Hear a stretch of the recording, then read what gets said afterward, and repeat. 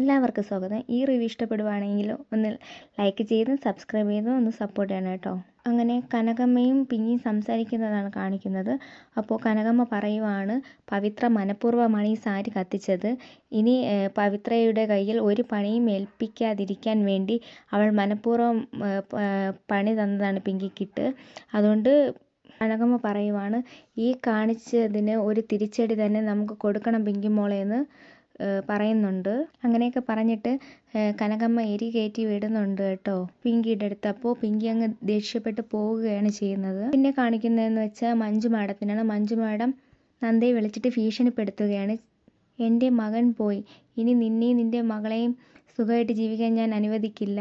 ആദ്യം ഞാൻ നിന്നെ തീർത്തിരിക്കും, അത് കഴിഞ്ഞിട്ട് നിൻ്റെ മകളെയും ഞാൻ തീർക്കും. ഇത് കേൾക്കുന്നതും നന്ദ അങ്ങനെ ആകെ പേടിച്ച് നിൽക്കുന്നതാണ് കാണിക്കുന്നത്. പിന്നെ കാണിക്കുന്നതെന്ന് വെച്ചാൽ കഴിഞ്ഞ ദിവസം നമ്മൾ കണ്ട ആ സീൻ തന്നെയാണ്.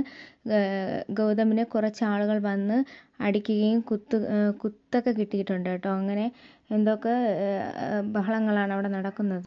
ഇങ്ങനെ ആക്രമിച്ച് നിലത്ത് വീഴുന്ന ഗൗതത്തിനെ നന്ദ രക്ഷിക്കുന്നതാണ് കാണിക്കുന്നത്. ഇത് നന്ദയ്ക്ക് ഒട്ടും സഹിക്കാൻ കഴിയുന്നില്ല. നന്ദ ഓടി ഗൗതമിൻ്റെ അടുത്തേക്ക് വരുന്നുണ്ട്. ഇതൊക്കെയാണ് പ്രമോ വിശേഷമായിട്ട് കാണിക്കുന്നത്.